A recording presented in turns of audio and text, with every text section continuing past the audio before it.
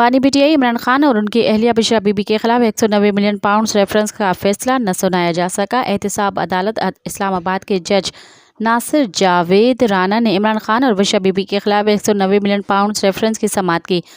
PTI के वकील advocate Khalid Chaudhary अदालत पेश हुए।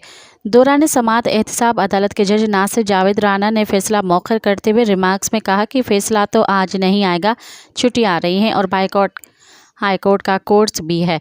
एडवोकेट खालिद चौधरी ने कहा कि हम तवक्का कर रहे थे कि आज फैसला आ जाएगा, जिस पर अदालत ने रिमार्क्स में कहा कि कुछ देर में आइंदा समाअत की तारीख दे देंगे।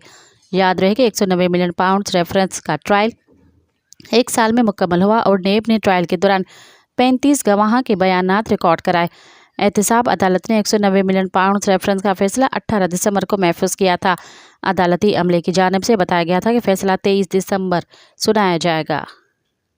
मज़ीद ख़बरन ऐं तफ़सीलात लाइ विज़िट कयो असांजी वेबसाइट www.awamiNewsHD.com ऐं ॾिसंदा रहो अवामी न्यूज़ HD।